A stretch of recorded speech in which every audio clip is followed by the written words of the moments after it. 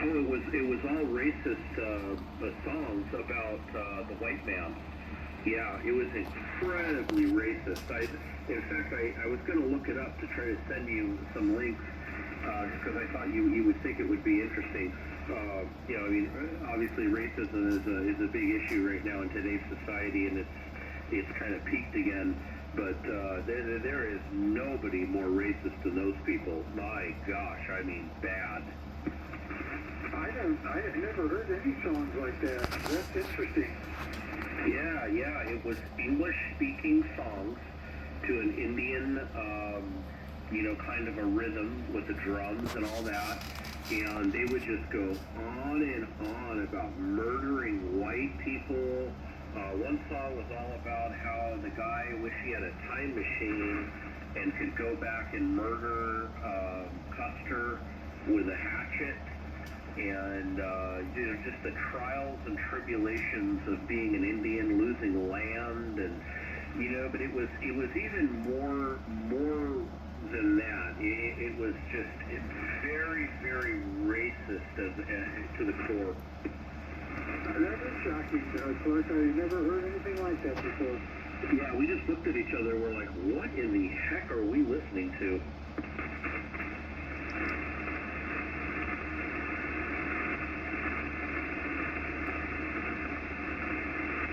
You didn't go through Cayenta then, did you, when you went up there? You went through Farmington, right?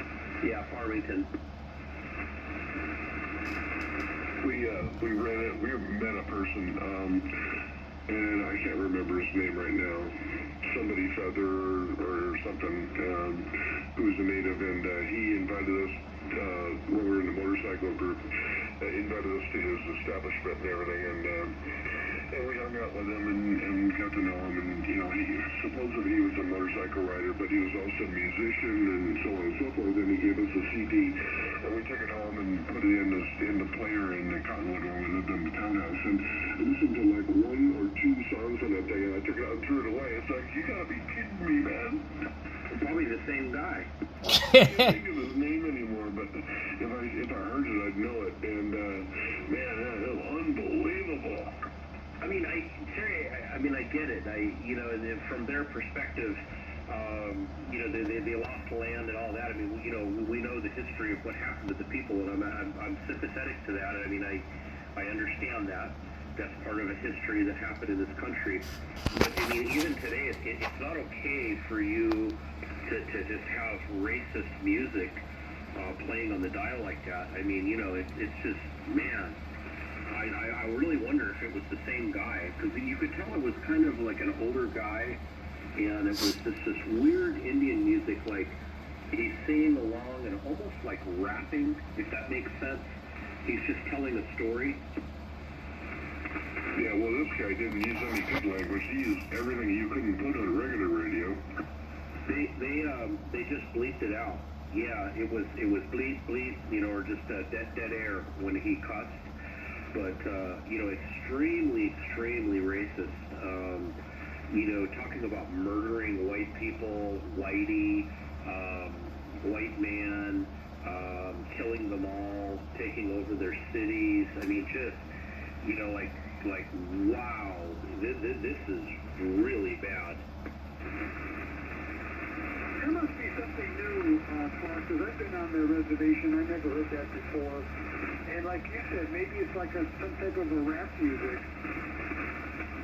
I'm going to see if I can try to figure it out, because if I can look up the radio station, they're going to have a song list, and then I thought maybe it's on YouTube or online somewhere, because it's with song after song of it's just shocking racism, and I mean, I don't know how else to describe it. I can guarantee you though, it'll offend you. Yeah, maybe it's 660 AM. I'm trying to remember the name of the Navajo station that's all over on AM. Maybe it's 660. Well, this guy that we met, we played rock and roll, and he had guitars and everything in the place. It's right there in Sedona, on the way in. I go past it all the time, and I think about stopping in there and see if he still owns it or not. But a lot of thunder bartender out there. He's, God, I can't remember who. He played with a lot of rock stars too. But man, when I listened to that CD, Deb and I looked at each other and go, "Oh man, we got to get rid of that." Yeah, it is the 660, David, but they're on 101.5 FM. Okay, yeah, the 660 is all over all over the Navajo Nation. I mean, you could hear it. I could get 660 in Prescott.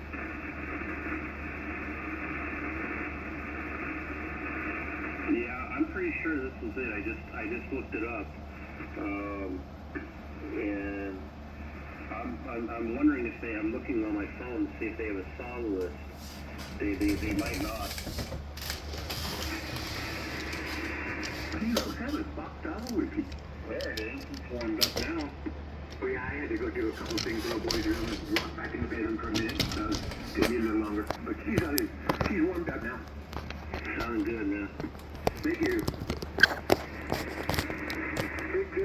Big difference up here. All right. Thank you, guys. Thank you.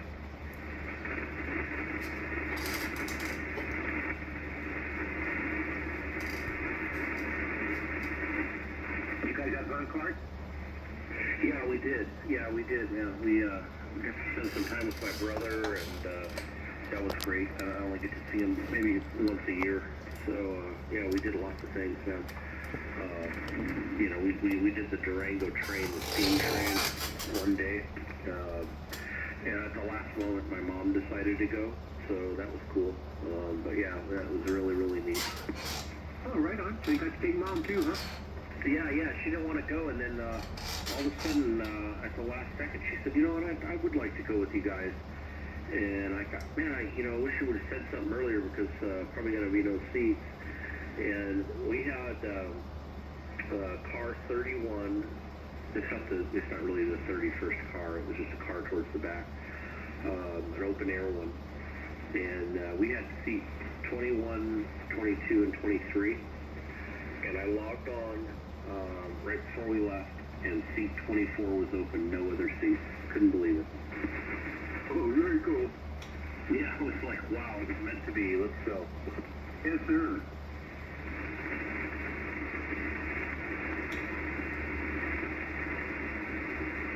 Did you have good weather up there, Mark? Absolutely gorgeous. It was 80 degrees in the daytime, and if you woke up early in the morning, it was in the 40s, 46, 50 degrees, somewhere around there. Maybe Durango is higher up in Flagstaff. Do you remember what the elevation of Durango? I'm not sure on Durango, but I got the altimeter app open on my phone, and the house was about 8,000. Okay, so that's higher than Flagstaff, because Flagstaff is between 7 and 7,200 feet. Well, it was kind of funny. I forgot to mention this to you. The little town there, right? I mean, I don't know. It's a half a mile long. It's not even really a town. It's just a couple of restaurants and a general store and whatever. They had the Yak Expo going on over the weekend. Do you guys know what a yak is? Yeah, that's from over in India or whatever. But you talking about Cortez? No. Who, me? No, we were in Cortez. Okay, go ahead. The Expo it was going on in a little town that we were the nearest to the house. It's called Velocito. It's by the big lake there, and it was just kind of bizarre. The Expo is the people that like and own yaks, and so they would bring yaks. They would sell yak jerky, yak meat. They had yaks there for sale, baby yaks, yak products.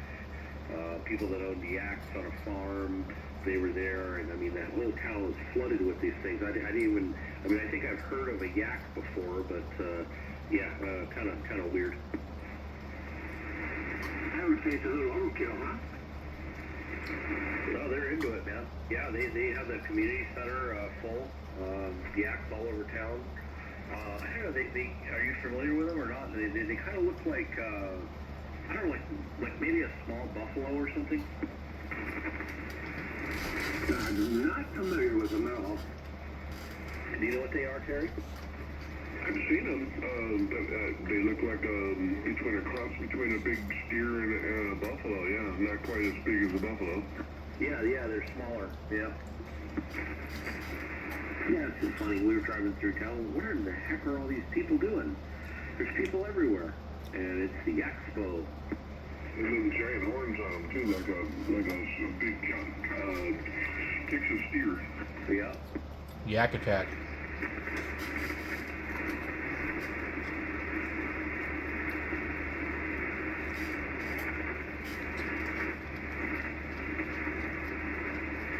Well, I just pulled them up. Oh boy, that's quite interesting. Yeah.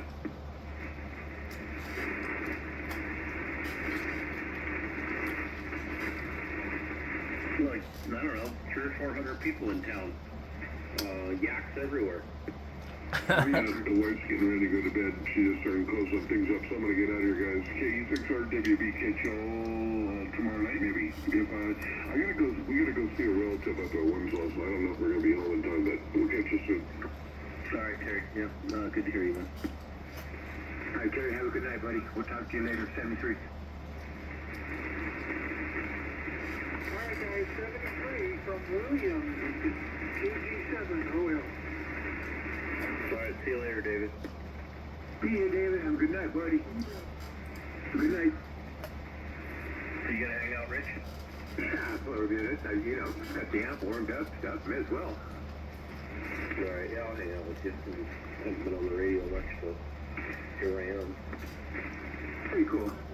You take your mobile with you? Yeah, we took the radio, but I was telling them earlier, number one, we were right in kind of a valley. We were at 8,000 feet, but there was 14,000-foot mountains surrounding us. So that was strike number one. Strike number two is there was power lines right next to the house that ran through there. When I finally did get the antenna set up, it was full-scale noise on pretty much every band. I did manage some DX contacts through the noise, but it was tough. I called everybody one night, and after that I just took it all down. Well, I can't blame you there. Yeah, that's kind of like a double whammy kill for you right there, huh? Yeah, just 40 over. Oh, man.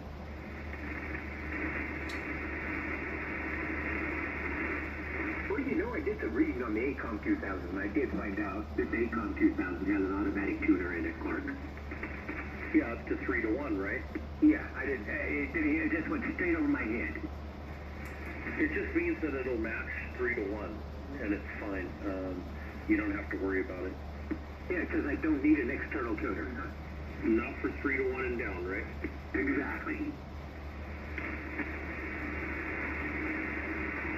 Well, I was playing with it. It's very low now that we stretch the antenna back out, right? Let it rock and roll with the hex beam, and the circuit just kicked out. Oh, yeah. Yeah, you're almost full scale here now. It's super strong.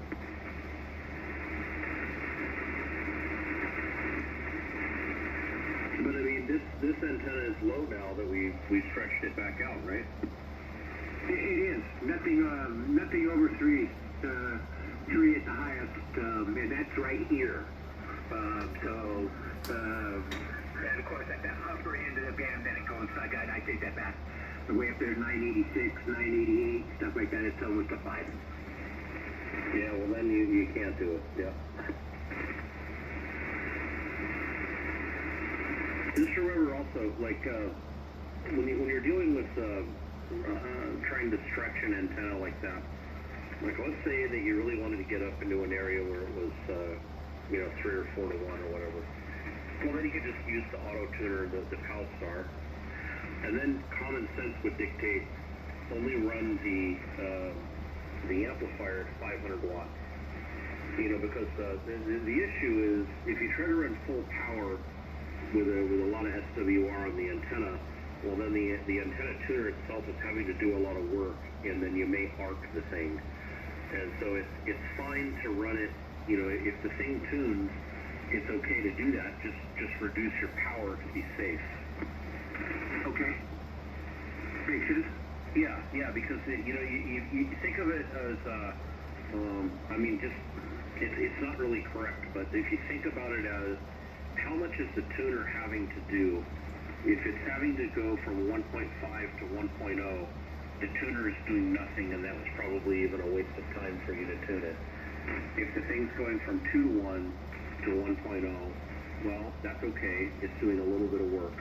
If it's having to go from 3 to 1, you know, then down to 1.0, well, now we're really using the inductance and the capacitors in the tuner to get a good match to the amplifier and radio. And so now, you know, you go up to 4 to 1 or 5 to 1. Well, now you're 100% reliant on the tuner to provide a match to the amp and the radio. And so, you know, the more that tuner has to transform the impedance back to 50 ohms, the more likely it is to arc and jump and cause a problem. And so, you know, just a rule of thumb, the higher the SWR, the more matching that the tuner has to do. Just simply reduce your power a bit, and you'll be fine. Well, that'll work. That makes total sense. Yep.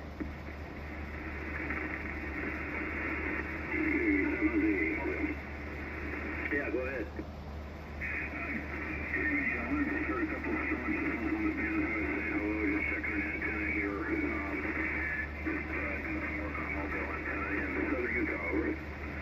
Okay, yeah, really strong. I'm in Chandler, Arizona, near Tempe, and I'm just running an old Collins S line here tonight. Oh, very good.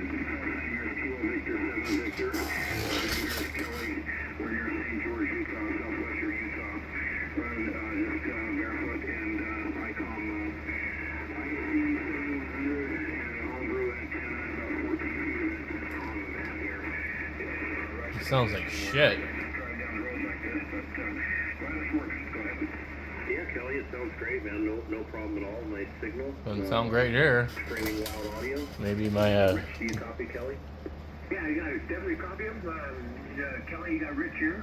Romeo India Charlie Hotel. Oh. Kilo 7 Foxtrot Alpha Whiskey.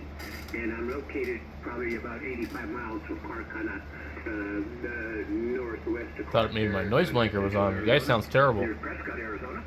So, sounded good here. Got a good solid 5.7 copy on it. Audio sounds a little scratchy to me. I don't know. What do you think, Clark?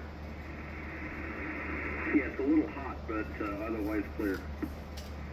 Oh, okay, yeah, I'm trying it down a little bit. Got the mic to 64%. Let me bring it down to 50% here. How's that sound there? Clark, go ahead. Hey, you sound about the same. I don't think I really noticed. It's fine. I mean, you probably want to have it up if you're low power mobile anyways. Yeah, I do have some compression in. Maybe I can turn the compression down just a little bit instead of mic. Maybe that would do it. Yeah, okay. Yeah, you're fine. That's just what it sounds like. It sounds like a lot of mic gain and a lot of compression, but like I said, it's fine. You're clear here. You're definitely readable. We can read that. That's not an issue. Yeah, just wanted to let you know that you didn't know that. If you didn't know that. Yeah, I appreciate it. Yeah, I was just around here. Excuse me. Oh, that's QC. I got a little frog or some other kind of dripping on my throat. Excuse me. Okay, all right. Just trying to get that out. Anyways, just really having a lot of trouble with the salt sitting up in here. Finally took it out of the circuit and just trained barefoot for a while. Once we get perfection, we'll go back and try to make the amp work. Copying you both really well, really good. Particularly you, Clark, very strong. You're both top 10 over. Go ahead, Rich. I think it was Foxtrot Alpha Whiskey, Kilo Victor 7. Well, there you go. I had my power turned down a little bit, so I put a little more fire in the wires for you there, Kelly. Kilo 7 Fox Alpha Whiskey. Kilo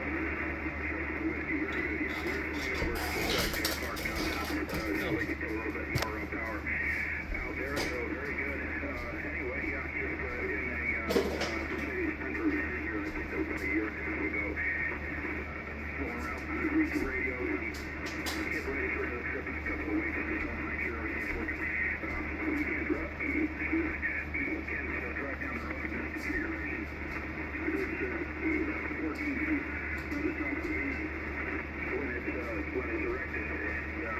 When it's pulled down across the van, the SWR is pretty high and not nearly as efficient, I'm sure. Go ahead.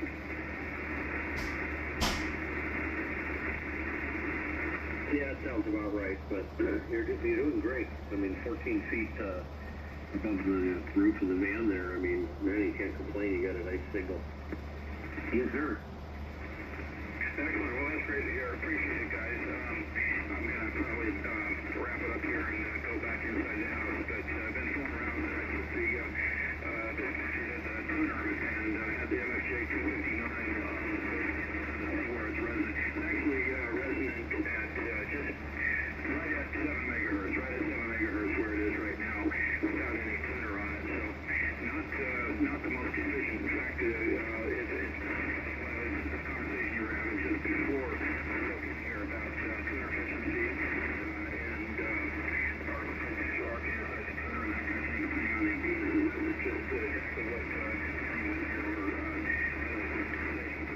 down here, Pat Prescott, that does a lot of antenna modeling and helping me out with this thing. Go ahead. Yep, that's the name of the game, especially, when you're dealing with a short antenna, that complicates things. There's a very famous antenna tuner that was meant to go with a T368 military transmitter from the 50s. I'm not sure if you're familiar with that, but that antenna tuner was specifically designed to match that transmitter into a short whip on the back of a military truck. And man, it was a beast. It had vacuum caps in it and everything else. So yeah, it's very difficult to run a mobile with a short antenna like that on anything more than 100 watts. But it can be done. Yeah, it is quite a challenge. I enjoy the challenge of it, and we use 75 here very often, 60 meters and 40 meters. My preferred band is clearly the antenna will be more efficient there, particularly with M40. So pretty happy with it, but we can use it here on 75. Much guys for the second reports, both you, Rich, and you, Clark. Clark, I'm not sure how to call it. This is Kilo Victor 7 Victor Mobile. Yeah, it's Whiskey 7 Whiskey Radio X-Ray, W7WRX. Good to hear you, man. If you're heading out on your trip, you want to try to make contact with us, that'd be cool. We're normally on here, Kelly, about 7 o'clock every night, 7 or 7:30. In the summer, sometimes we have to wait at least till 7:30 before the band opens up, but if you want to write the frequency down, we'll be here, okay? Roger, I'll have to make a note. Definitely. A lot of great folks on here, and like I say, I don't spend as much time on 75 as I should. I have a regular weekly 60-meter schedule on Wednesday night. I had that earlier, and then we have a Sunday morning schedule with 40 meters.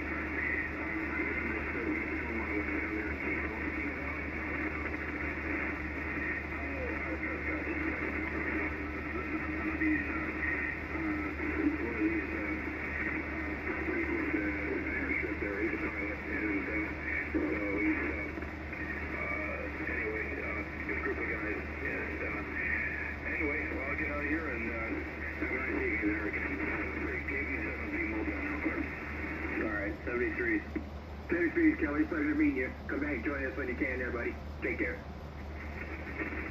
Well, I hear you in Santa Barbara, KD6BIS. How you doing, Alex? Pretty Clark. How about yourself? I'm doing all right, man. Good to hear you. Yeah, I'm glad you guys are up kind of late tonight. Hey, Clark. I mean, Alex, I'm sorry. Who's that? What? It's Rich. Kilo 7 Fox Alpha with you. Hey, Rich. You're loud. Wow. Almost 40 over. I better put the attenuator on. Thank you, sir. I appreciate that. There, now you got you calmed way down now. Okay. Was there a break? Yeah, this is W3AA8, or I just got that wrong, but good evening. I just wanted to get a signal report real quick. I'm not it's nice, so just wondering how it's doing. This is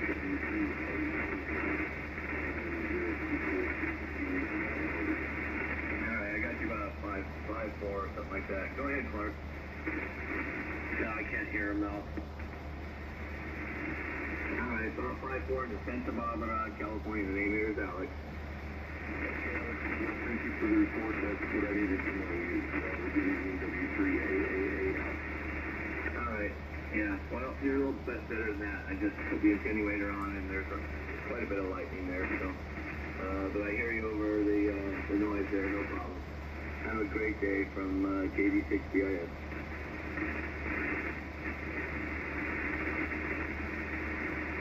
Well, anyway, how's things in Arizona? Good, man. Yeah, we just got back. We were in Colorado for a week, so we just got back yesterday. So just, getting things going here. Getting the yard cleaned up. I guess we had a big monsoon while we were gone, so the pool and everything was trashed. But, I don't know. It's good to be home.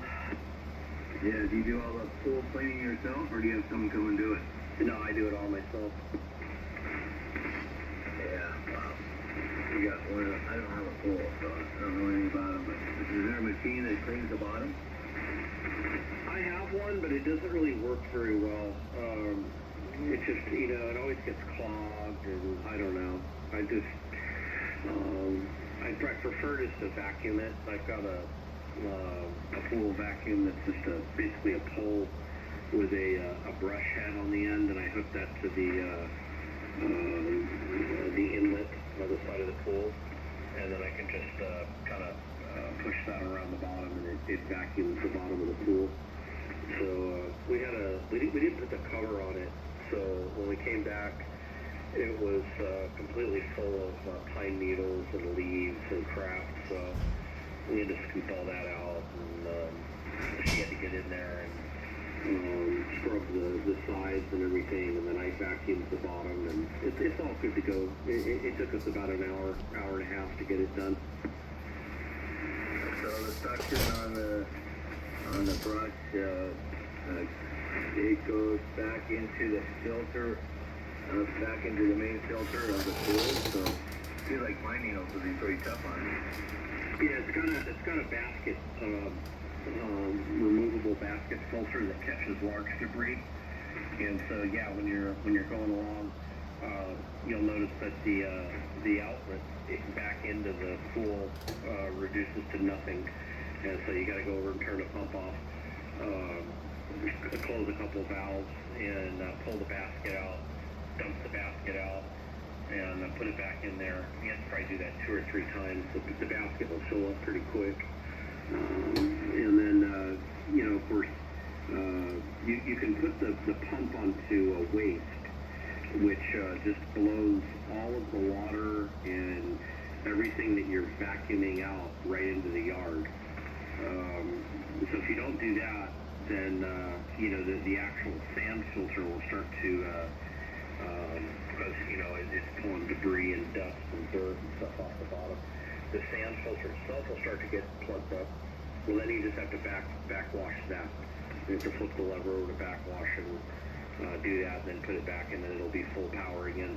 So I think, I may have to do that twice during a cleaning like this. Okay, so when you put it in waste, the water just goes into the yard, and inch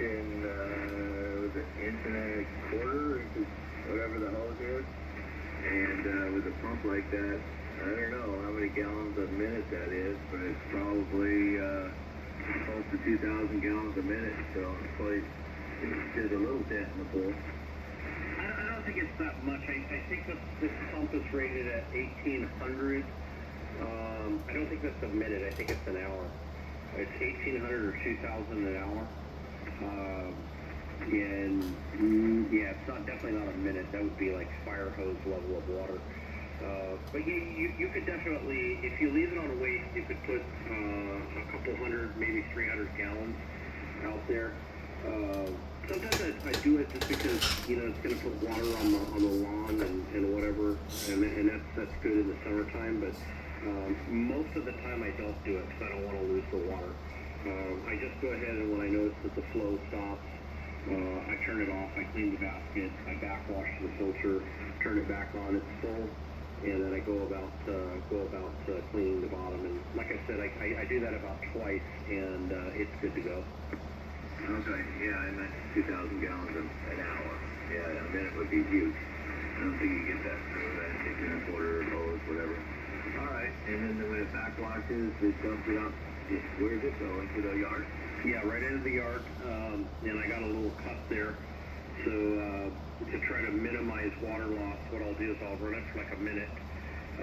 It's blowing in the yard, and I put the cup in there, and I look inside, and you can see that it's a bunch of dirt, sand, and algae and whatever in the cup. And I just let it run for like another minute, and then I grab a little bit of water out of the stream.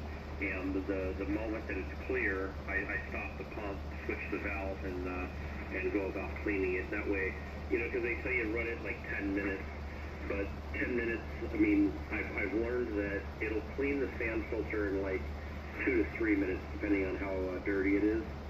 So to try to minimize water loss, I just check it, Yeah, okay. Alrighty. Yeah. Someone said they filled their pool in Arizona for like $8 or something. Really cheap, I don't know. How can you drain and fill a pool for like $8? Like, that's pretty cheap. If you call the water company and tell them that you're doing that, they'll give you a credit. I don't know why they do that. I'm not sure exactly why they have that program, but if you call them and warn them that you have to drain and fill the pool, they will give you a credit. I don't know that it's $8. I think it's more like $20 or $30 that you're going to pay to fill a pool. But if you don't call them and tell them, it could be $100 or $150. Yeah, I would imagine. All right, well, enough of that, I guess. But yeah, interesting. Okay, well, my daughter's got a pool, but I don't talk to her that often. I should be talking to her more. She's over there in Gilbert, so very close to you there.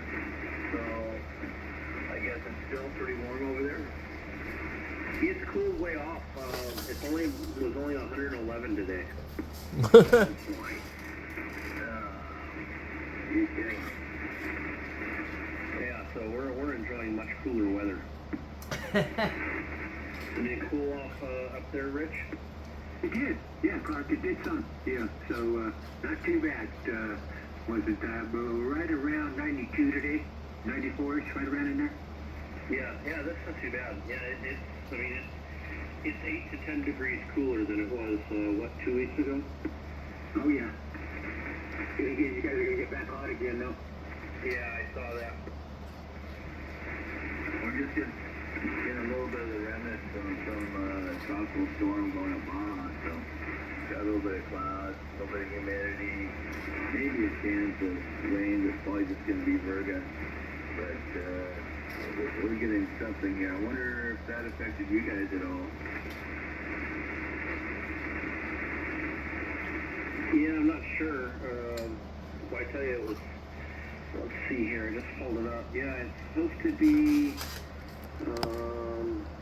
106. Actually, on Saturday, it's supposed to only be 102 degrees, Rick. That seems weird. Yeah, I saw that this morning. They said 102 on Saturday, but next week it's coming back your way, buddy. Yeah. Yeah, it's starting to rise up. Yeah.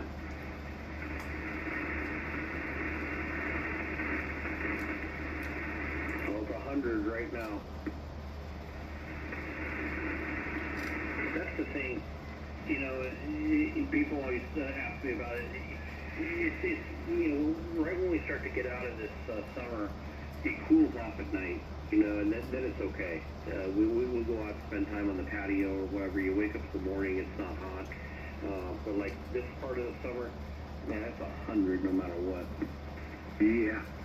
I'm at 76 right now, Clark. Oh, it doesn't cool off at night. Yeah, I just looked at the weather station. It's actually 100 degrees here.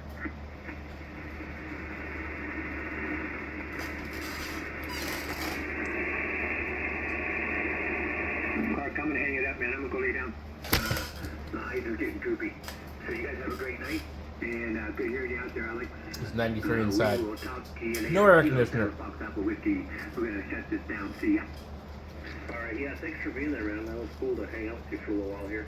Yeah, I'm gonna do the same thing. I'm exhausted. I made that drive yesterday, and I don't know. I'm just still exhausted, so I'm gonna hang it up as well. 73s. Talk to you guys soon. W7WRX. See ya. All right, good talking to you. Well, that's there today. And I'll try to drop in another one of these other evenings here. I'll let you guys. 86, yeah.